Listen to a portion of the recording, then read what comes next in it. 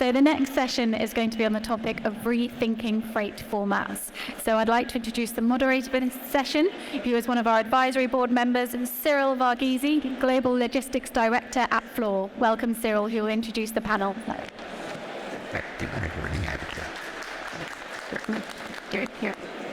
Thank you, Les. Welcome back, everyone, to the afternoon session at Breakbulk Middle.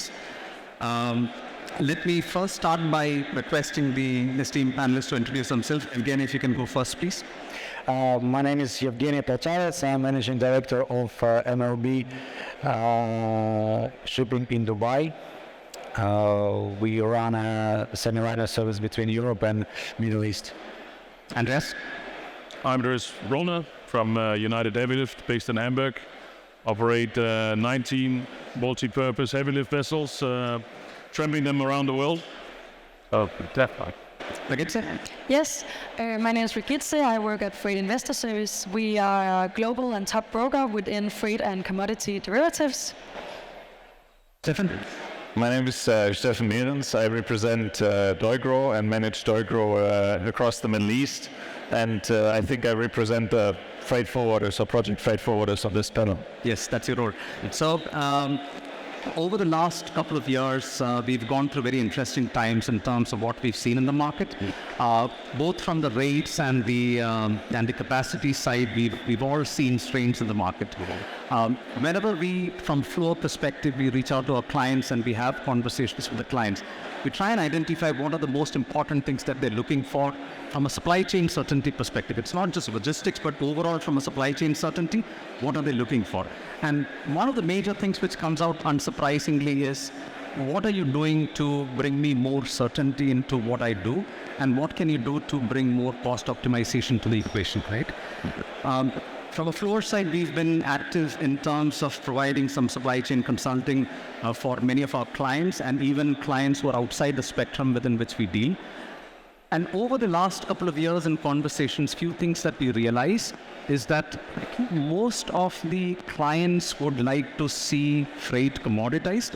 So instead of the traditional model which most of the EPCs and owners used to take, where you ask the freight forwarders to fix rates for a period of 3 years, 4 years, till the end of the project life cycle, instead of that, is there a merit in terms of considering more cyclical or more fair and balanced terms with the freight forwarders? Now, from a reasoning perspective, even from the Flow perspective, we are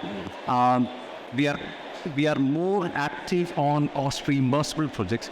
We are also pushing back against taking unnecessary risk in terms of providing long-term validities of rates and doing lump sums. So it's only fair to try and translate those conditions and those principles to the next layer, which are the people who are physically moving the cargo. Whether these are the freight forwarders, the shipping lines, the airlines, we want to come to a situation where we have a little bit more balance in the industry. We want to avoid a lot of gambling in terms of rates and services and so on and so forth. So from that element, the conversation today is about, are there opportunities for us to look at a different mechanism in terms of sourcing the freight? Now, it's easier said than done, which is why I have the esteemed panelists here. And at the same time, do we have products out there which can be used to get into an environment where we have transparency and auditability for the freight decision and for the freight procurement? So obviously, one of the elements which we have seen more regularly used right now is the indexation of freights. So whether it's for the container market, where we have multiple companies, including breweries and Freightos and SCFI coming up with indices, which is one way of looking at things, to the breakbulk side, where again Brewery and Topfers and few others have their indices in terms of how the market fluctuates.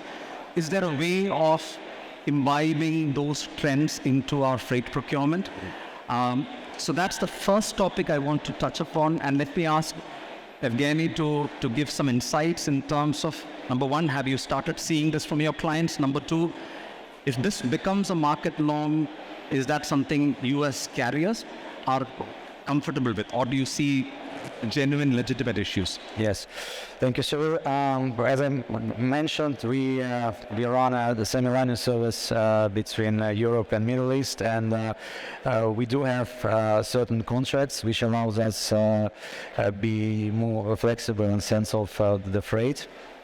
And we are seeing that from our customers, that most of the clients, they're trying to sort of secure the rate of the freight for the certain period of time. But to be perfectly honest with you, I feel that it's quite challenging, because there are lots of factors which implements on that, and if we talk about instruments and tools which we are sometimes using, we talk about TMI rate on the ship, which helps us to see in which direction we shall proceed. There is a bunker clause which we are using as well with our customers, but as I mentioned, there is no clear answer, I mean, how you can secure that the rates, yeah? So. Right. And Andreas, when we spoke earlier, you said that there are practical difficulties, primarily because, I mean, it depends on the vessel types, the age, and multiple other factors in terms of. Now, the whole idea is not to use any absolute values in any of the indices to compute your freight or your reimbursement, but to take a step back and look at the trends. If a certain index is going up by 10%, would there be a reasonable opportunity to try and tag along with the indices? And it may not necessarily need to be a one-to-one correlation where the index goes up by 10%, your freight needs to go up by 10%. But is there something that you've seen which doesn't work? Or is there something that you see which could work? To be completely honest, I can't see that it works. I mean, us as owners taking in a long-term project or shipments is already a gamble, right? So we need to commit our ships. We need to make sure, because it's not only going to be full vessels, often it's parts shells. So we need to align the other cargoes going into that direction. We need to make sure we have the backhaul cargo as well to position the vessels. So we say we lock in the vessels for a certain period of time. So I don't really see, I mean, it could go both ways, but we also, maybe operators, they will fix in vessels based on a contract, right? So they go in at market level. And let's say then you would have to put it down the complete chain with the owner in the end, and then he will not have his daily hire reduced because of a project or a certain market or trend dictates it. Right. Right. And also let me delve a little deeper into a couple of things. Do you think there would be a difference in terms of the ability or the willingness to look at indices as a mechanism to adjust the freights up or down? If you're an owner versus an operator, do you think that the dynamics would be very different in terms of how this works? It would be easier for an owner, of course, to do it, right? You can control your vessels, but still, the risk in our segment, we deal with relatively short-term projects. Yes. When we go in from a vessel financing perspective, we often don't have a 10, 15-year employment for the ships like you have on container trades, on bulkers. We are very much in the spot market. So having to change this uncertainty, or having this uncertainty on a financing perspective as well, is really difficult for us. Right. Stefan, Ragitze, I'll come back to you later. Stefan, from a freight forwarder's perspective, in many cases you act as a buffer between the cargo owners and the asset owners, and you have, let's say, a little bit of bloodlines with D-Ship being in your portfolio. But how do you tackle a situation where your clients are asking you to give you market rates, which can be adjusted up or down, depending on how the rates fluctuate, where you may not necessarily get the benefit of a back-to-back agreement from the market, right? So how do you typically see from a freight forwarder's perspective?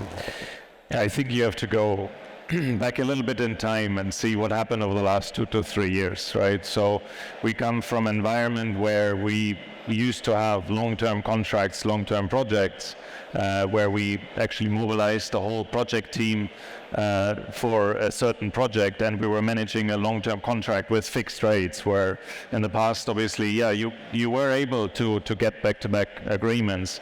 Then Corona came and the whole situation changed, and we also had to change and to adapt. I heard this word adapting a lot this morning. So, and that has fundamentally, I think, changed the whole approach. If you look at what happened over the last 2 years, we've come from long-term contracts to spot bids to cost-plus contracts, and I think a lot of our clients are still today trying to figure out how to do it right. So I think that's why this discussion is also quite interesting, because there is not yet that perfect solution, let's say, every EPC client goes with. They're still sort of trying to find out, how to do it in the right way. Because you're right, you will not get a long-term rate validity today. It's very difficult, especially on an EPC project where we don't know what the origins are, what the exact port pairs are, what the volumes are, because maybe the engineering or the construction team is not that far yet advanced. So to go into a discussion with a carrier is extremely difficult. So eventually what we try to do is we try to get into a discussion with our clients to find a base, and that base needs to be linked to some kind of index. And then we work on that basis. That has turned out to work. We've seen also other business models work, or we've seen cost plus work as well. But I think especially if you talk cost plus, you need to start defining exactly how you want to deal with it. We've seen clients that have gone with 3 cost plus service providers, and there's no wrong or right, but we see a lot of challenges and difficulties with that.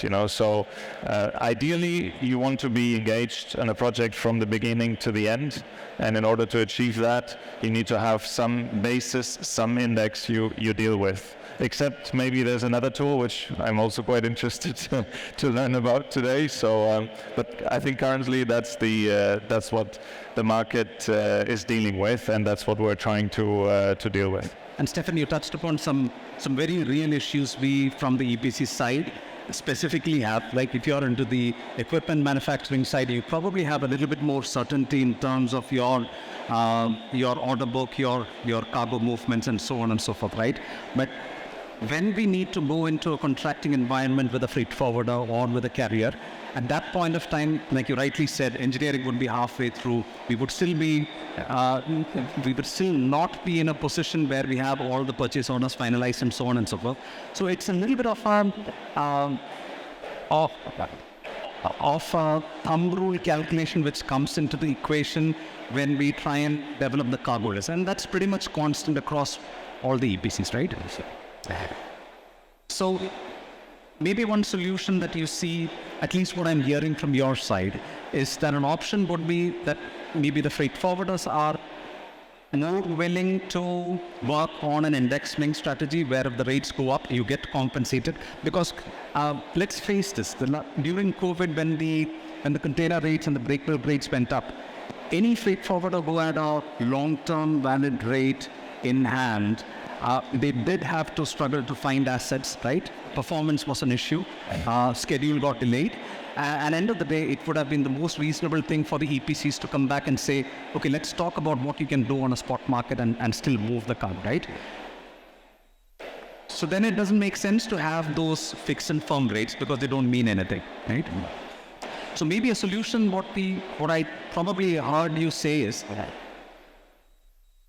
that freight forwarders may be willing to take an index-linked correlation for containers and break bulk, and then instead of procuring rates or having back-to-back agreements with the carriers on a long-term basis, you would then go spot, because at a higher market, in a hot market, you still can pay a premium to get the rates at that space at that particular rate, and conversely, you would also get the benefit of falling rates, right? So is that a fair statement to make?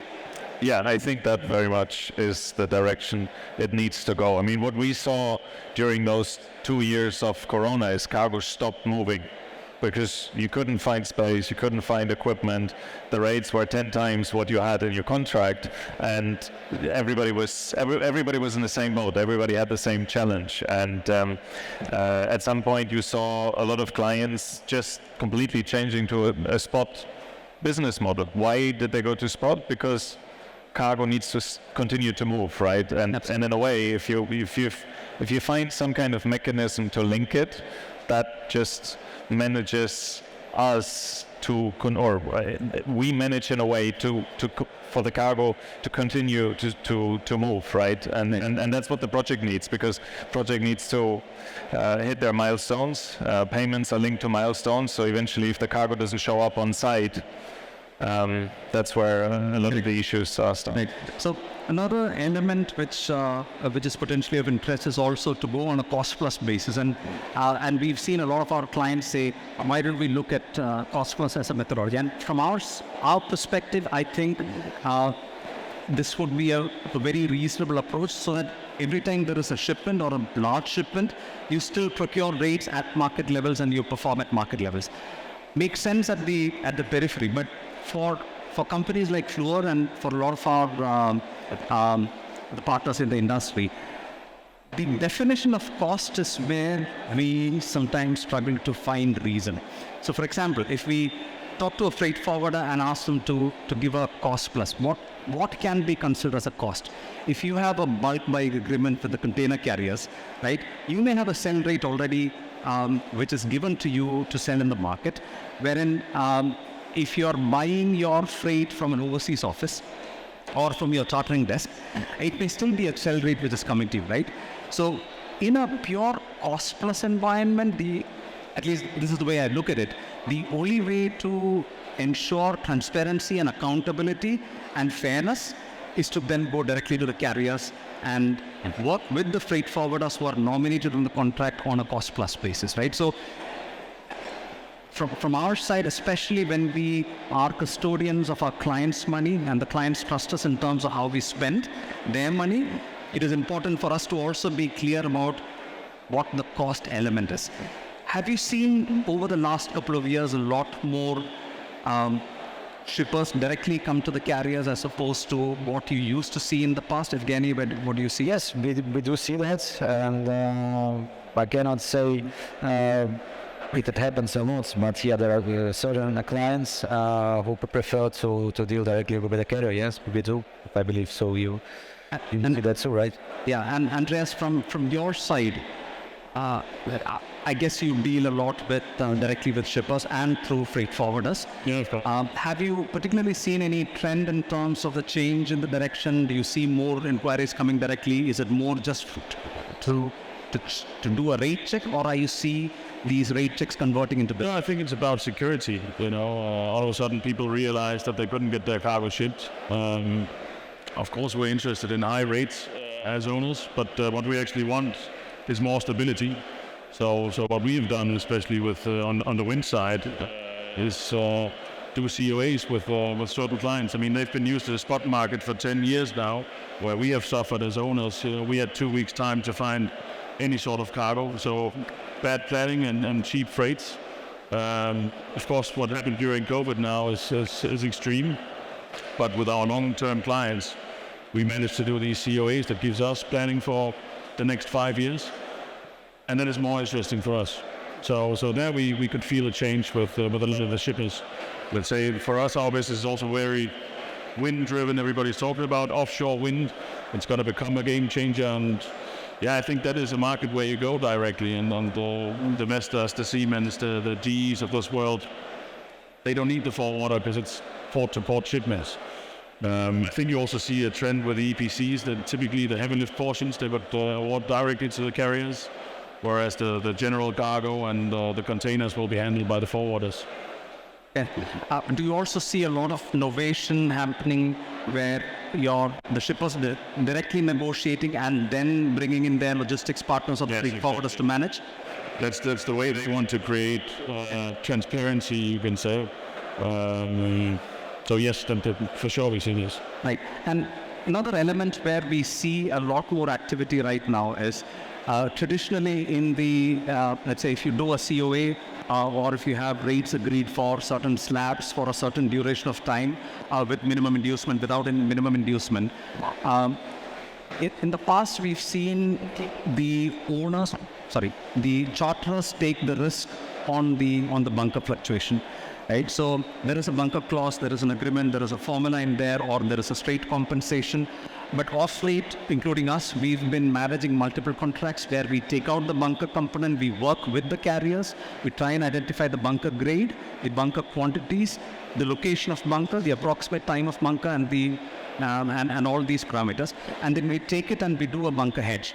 Right, so at least when you start the project, there is a little bit more certainty in terms of what you would spend on your bunker bills, instead of keeping it floating and not knowing whether you end up spending $20 million on your bunker or whether it comes down to a couple of $1 million. Leading from that, there are a lot more financial instruments which are coming into the market right now, similar to bunker hedging, where you have financial products to support, bring more certainty into the freight market. And I wanted to introduce Regetse from FFA.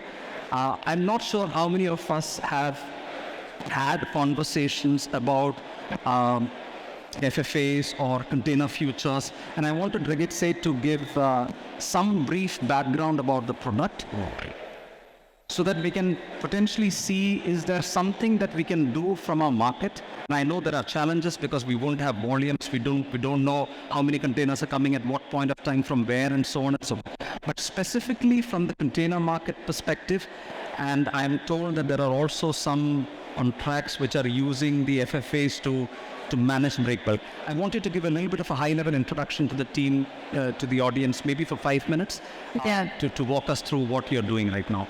Thank you very much, Cyril. And we have a little presentation, and I have a strict timeline here, so I'm gonna forward it a little bit. Do recognize that futures and freight futures is a generally new concept for most people here in the audience. And let me just skip a little bit. Yes, so what we see here is the Freightos Baltic exchange, route 3, China, East Asia to North America, East Coast. And as we see here, we have this huge volatility, as I think everyone also has been speaking about. Obviously, this is one of the container routes. However, we do see a high correlation between the multipurpose index and the container routes. And the high freight rates that we have generally seen all over the place have unquestionably also affected multipurpose index, as we have all spoken with here. And here again, just a little. Okay, so generally, very shortly, what is a freight future? Well, it's a financial contract that is based on an underlying project. It is mainly used for hedging purpose.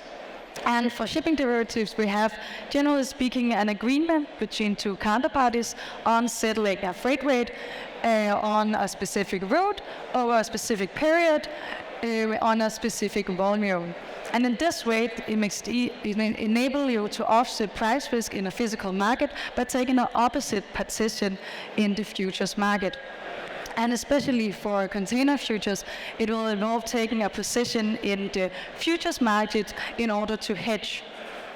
Yeah, so it will mostly be a hedging tool, and contract settlement is then based on the monthly average of the Freightos Baltic exchange on a given route in US dollar per FEU. And it's fully audited by the Baltic Exchange, which some of you might know. And importantly to mention is that it's a voice brokered market, and it is contracts are cleared on exchange, which minimize counterparty risk, and it is a cash settled contract, meaning there is no physical delivery. So, very brief example here, how it works. We have two counterparties, they settle on a rate in the future. Here, the contract price will be 1,400, let's say US dollars. So if the Freightos Baltic Exchange Index or on this given route settle on a lower price than this, well, the seller will earn. However, if it settles on a higher price than this, the buyer will earn, and it will be settled in cash. At the moment, we have 6 routes which trades on the Chicago Mercantile Exchange, and we have 4 routes trading on the Singapore Exchange. So a little small case study just to show how it worked. Let's say we have a cargo owner who has an upstream project for 2024 needing to move some cargo, and we will require a service commitment for this transportation from China to Europe. However, we do have some problems here. Firstly, that the cargo owner does not know when in 2024 that the actual shipments will take place. However, we still require some kind of service commitment. On the other hand, we have the service provider, which could be a freight forwarder, ocean liner, who firstly will not be able to forecast prices more than 6 months in advance. Well, secondly, we'll see the commitment put under pressure if we see our market fundamental changed, as we also been speaking about here. And second or thirdly, we'll have a desire to lock in a commitment from the cargo owner. So our solution here could be using freight futures, as on the one hand, the cargo owner could firstly agree to a contract based on an index, so an index-linked contract, and we will provide the cargo owner with a service agreement of shipment that's good. And then on the other hand, the cargo owner could lock in the price of the agreement whenever it needs to actually have the physical shipments by buying a futures contract. So how would this work? Well, the cargo owner would benefit by having a long-term service agreement with a trusted provider. At the same time, they will not give up the ability to fix prices, and price management will be maintained flexible, as the cargo owner will be able to buy or sell futures wherever there is an actual requirement. At the same time, we have the logistics service providers. They are able to log in a long-term business with an index-linked contract and that can withstand market shocks, as they are able to pass on some of the costs to their clients. They can also manage their own risk independently by using futures, and the provision of logistics service can then focus more on actually delivering service rather than delivering price. These are just some of the small benefits and factors to consider. Generally, as we've been speaking about, mitigating freight rolling is a big one of them. One important part about futures is that they trade on exchange, meaning that your counterparty risk is minimized. And we also have more counterparties involved in the futures market, make it more liquid, because we have banks, hedge funds, etc. also involved in it. One important factor to consider is the basis risk, meaning that the underlying freight route, cannot deviate too much from your exposure in the physical market in order for it to be an effective hedge to it. And of course, we will see, as we all think more people have been speaking about, continued volatility both in the container and also in the multi-purpose market. So it is an ongoing of relevance. Very short. Regitza, thank you so much. I'm sure there would be questions from the audience after this. The only reason why I wanted to make sure that FIS was here in terms of presenting this is, from an EPC perspective, in many cases we would like to have an element of certainty in our projected spend, without knowing that we are subjecting our partners to undue gambling to fix a rate for a certain period of time, right? So one of the options, especially from the container side, could be to look into a futures agreement to the FFA.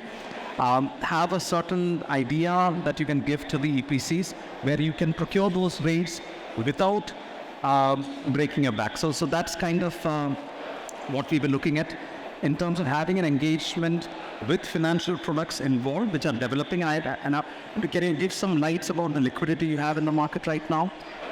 So can you say that again? Can you give some light about the liquidity you have in the market right now? Yes, so we do see, we do have had some cargo owners or ocean line already giving us some orders to sell. Obviously, from our side, it's very important to always protect the commercial interests of our clients. So obviously, we cannot tell who our client is and the positions of our clients. But we do see some interest here on the container market increasing. Obviously, as some of you might know, FFA agreements for futures is something that have been a big thing on the dry bulk market, but however, as Cyril mentioned, it is something which we see more interest in on the container side and break bulk. And as we have seen this high volatility and this talk we have about the index-linked contract, it is something which is of high relevance. So feel free to reach out to Regetse or Peter to know more and to see if you can find. From an EPC side, where we struggle is in terms of getting the volume commitments and the planning and on where how much volumes are coming from. And I know you addressed this a little bit, but from a freight forwarder's perspective, with the volumes that you have and with the projections you have, I think the freight forwarders would have a better benefit and better opportunity to work on the FFAs and to present to the shippers a viable project. Now, Andreas, and again, I want to come back to you. It is clear from our conversation that as long as there is a cost plus agreement where all your clients are buying spot, I don't think anybody complains because you get what the market is at that point of time, right? The practical problem which a lot of companies have is in terms of how do I bring accountability and transparency into the way I procure my freight, right? So one way for me to do this would be to say, I appoint freight forwarder 1 based on whatever parameters that I have, and I will trust them to manage my project at market rates, right? When something which cannot be audited, it's very difficult for us to use the word trust because there's a lot of factors which go into it. What would you, from an indexing perspective, what kind of an engagement do you think would help you get to a stage where you say, I fix my price for 6 months, 1 year, 3 months, and then from there, I give you some mechanism with which the price can go up or down? To be honest, I don't see this working in our market. There's 2 factors why it won't work. One thing for sure, you need a generic cargo. So with containers, it's easier. Container's a container. We never know what we're going to transport. And the other thing, you need a fixed trade lane. So the liner services would be able to do that. But us as worldwide trampers, how we fix in a large EPC contract from a forwarder if we don't know what we're going to transport? I mean, you need to guarantee a certain kind of volume at least, and then on a fixed trade. I think it's very, very difficult in our segment. So let me address that. So if you have a volume commitment, and if there can be granularity in terms of tracking an index for a particular trade lane, or for a particular asset class, or for a particular that's the commodity, do you think there is a need? And we have our colleagues from brewery and other places sitting here. So I want to trigger this conversation to see if this has to work at some point of time where the carriers are also comfortable in terms of trusting the index fluctuations. We're not talking about absolute values. We would like to have a conversation to see how we can make it work. I mean, the first problem is there is no index. I mean, there's the TMI. I agree. And the TMI only represents a very small part of the multi-purpose fleet. And that is the most generic vessel type out there. I don't really see it. I mean, all vessels are so different. You have vessels with large cranes, you have with large intake. You can use, let's say, a small 4,000 deadweight multi-purpose ship to transport a 100-ton transformer, but you can also use a 30,000 deadweight heavy lifter. In the end, the market dictates the price. Correct. So, again, let me also try and make sure that we're on the same page. The way this should work is, we have rate agreements as base rates, right? So it could be something as simple as general cargo up to 2,000 freight tons in a particular trade lane, X dollars weight to measure, subject to a minimum inducement. Heavies within a certain weight break, subject to a minimum inducement, X plus 20%, X plus 50%, right? So once the base rates are fixed, we are looking at some trends for correcting those rates. Yes. And so if it's the TMI, or it could be any new index which comes out, or it could be for a particular trade lane, it could be for a particular asset class, do you see a future where such a mechanism could be workable? So To be honest with you, no, and I don't want to upset you, Cyril, but our industry is quite unique. I'm talking about multi-purpose markets, and so many factors sometimes which may reflect on the freight. It's time, it's the size of the cargo, weight of the cargo, transit. So I mean, yes. Possibly we can go very close to the moments where we will find the golden middle, right? But I don't think it will work particularly for our ships, for our industry, for multi-purpose ships. Yeah. So Stefan, let me get in back to you. And I think I pretty much hear similar stories from the container carriers when it comes to, are you willing to index link your rates when you sell to the freight forwarders or to a shipper? Now, I think there is a view emerging that from an owner's perspective or from an operator's perspective, this may not be the right approach for them. So which leaves the EPC with a couple of options, right? Either link up with a freight forwarder and where the freight forwarder agrees on an index linking, or go cost plus where they go directly to the carriers and novate it to the freight forwarders from an execution perspective. How do you see the future panning out? Well, that's a difficult question to answer after the answers we had so far, but I generally think that from an EPC perspective, you want to have flexibility, right? So if you go into a contract, let's say with one carrier, and you need support from a second carrier, then that flexibility is what usually a project freight forwarder would give you in between, right? Because we're not bound to one carrier. Our aim is not to use our own assets because we're asset light.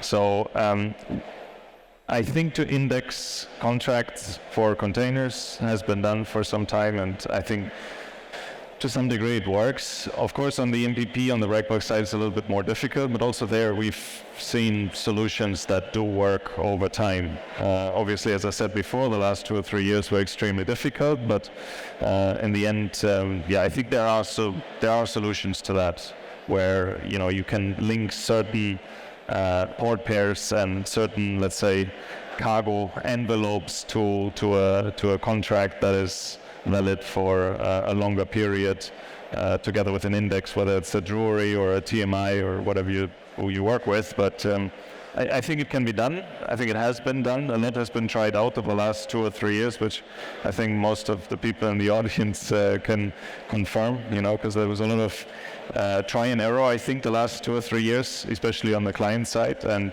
but yeah, I think generally it can be done. And I also wanted to mention as a continuation that we've also been trying and testing index linking for some of our contracts, and we also do notice that there is sometimes an inverse correlation in certain trade lanes against how the index is fluctuating. So what we're now trying to do is also trying to make sure that we have a mechanism where we do a reality check in a pre-execution phase to check how the indices are moving alongside the actual rates, and then adjusting this. Now, I just wanted to make sure that we have some time for any questions we may have from the audience. So we have around 7 minutes, depending on how easy or difficult your questions are. We can probably take around 2 or 3 questions. So anybody from the audience who would have any questions or comments? Yes, sir. Miss, can you? Yeah. Hi, good day. I'm Thomas Dennis from Belfast. I have a question for Henriette. With the Baltic, it's very easy. Everything is very modeled. Everything is volume driven, route driven. Same as with the containers. You have people here who don't have clear models of routing. Also, we don't have that much huge brokers. Plato, Clarksons, SSY, IFCOR, who are the base of every, Baltic index and FFA. How would you solve that? Well, it's a difficult question. Of course, it's 2 different markets. However, in order to use a hedging tool, you just have to have a route which have some similar correlations with your physical exposure. So if you do have, as we see here, routes who do correlate, you can still use it as a hedging tool as long as you take an opposite position, right? Obviously, as you say, it's different from the dry market, and a lot of people maybe will think about, okay, like Cyril mentioned, or is it a gambling tool? But a lot of people could also argue that in this market, it would be gambling not to hedge your position as the market rates fluctuate to this level. Any other question? Ashok?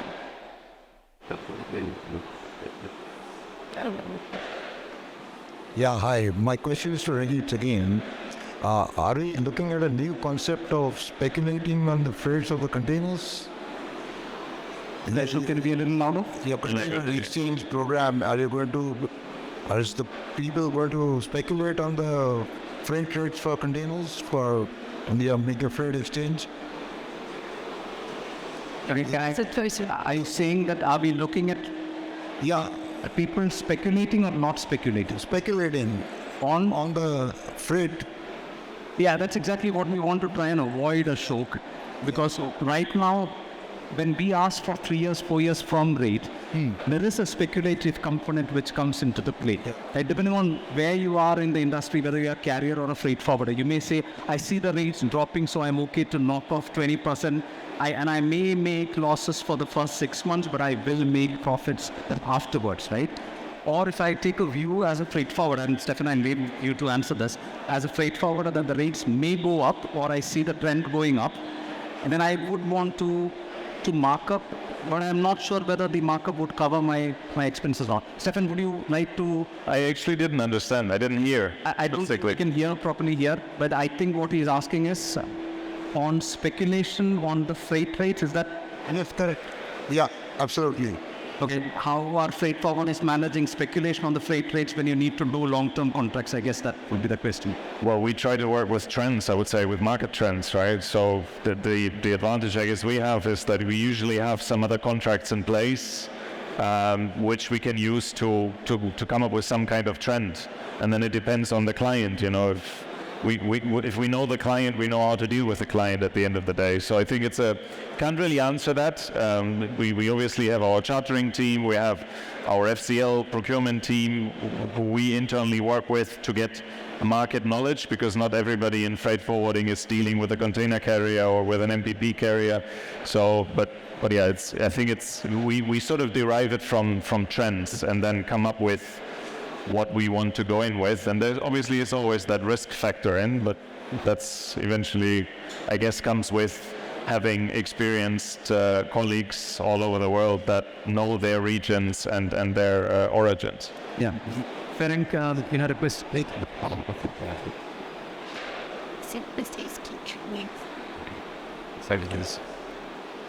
So thank you. My name is Ferenc I'm from Drury. I'm deputy head of research there. I'd like to comment on this indexing thing. So Drury started what we call a container freight rate insight almost 2 decades ago, and right now this is one of our most successful products. And it really serves this purpose, you know, that we cover a few hundred port pairs which are actually audited by a panel of several tens of buyers, mainly freight forwarders. But despite the fact that containers are really standardized units, you know, because of so many port pairs, and make sure that all these auditors are involved on an ongoing basis, it's been a massive effort. So I think, you know, the comment about how it's very difficult to standardize something like general cargo, I think that's a very fair point. Yes, yeah. And we could do something similar, but again, that will need a similar effort or even maybe bigger efforts. And here we also have another issue that is, you know, for certain routes, maybe liquidity is not really there, right? It's really maybe just kind of a spread kind of thing. So how would you really audit that particular route, right? It's not like I can say that, or, you know, from, I don't know, Shanghai, Jebel Ali for a 40-foot container, right? That's somewhat clear, you know, there's enough liquidity in this trade, but here it would be need much more effort. And I think really to figure it out, to set up some kind of a system, it would really need to have involvement from all the stakeholders in the business route. And Ferenc, I completely agree. I don't think there would be any solution which works equally well for all the stakeholders involved. So the challenge would be to try and find a solution which is reasonable, which has acceptance from the industry as a whole, not from everyone, and then see how we can use that to reduce the risk and bring in more fair and balanced contract. We may have time for one more question from the audience if anybody has. What's it? Dominic. Hi, my name is Dominic Steele from United Heavy Lift. Every business requires a planning base in order to enter into commitments. Every business requires a planning base in order to enter into a commitment. That planning base is very often missing from the EPC side. You're not able to provide volumes, timeframes. So a lot of details are missing in order for service providers to pass on that commitment or enter into new commitments that you expect in return. Why is it so difficult for you to predict what the volumes will be on these projects, and why is it so difficult for you to commit to these volumes towards the service providers? Well, so that's a genuine concern which a lot of EPCs have, and we wish we had a solution for that, right? And like I explained, the primary concern there, Dominic, would be at some point of time we need to have a contract in place, right? And the earlier we have a contract in place is better, because we need to start moving cargo at some point, right? But from the timing perspective, we may not always have all purchase orders firmed up. Now, typically, when you go to the market to firm up a freight forwarding contract or a logistics contract, at that point of time, other than some of the long lead items, many of the purchase orders will still be under discussion. And the purchase orders which have been firmed up would still not be clear in terms of where the cargo may be coming from. Your suppliers may have sub-suppliers in different parts of the world. So there are a lot of these practical issues which preempt or which do not give an ability for the EPCs to give you absolute crystal clear clarity in terms of where cargo sourcing may happen and when. So that's kind of something which we know we haven't given. So let me sum up in terms of the discussions here. I think we've had some interesting insights. We've heard from the carriers, we've heard from the freight forwarders, we've heard from the financial products which are available from the FFA perspective. What we would like to do to reiterate the spirit of the conversation would be, we want to make sure that freight, if it moves up, is compensated to the asset owners and to the people who are involved in it, and the owners should also benefit when there is a drastic dip in the freight. Because even if there is no direct agreement in terms of the owners getting a benefit or the charters getting a benefit of lower rates, you would have seen from the market that people do, get out of contracts and go somewhere else. So the idea is to bring certainty into the market, into freight procurement. What can we do collectively as an industry? This is not one conversation which will end today. I would appreciate your views. Write to us, talk to us, and we will work together to find a better solution for the future. Thank you so much.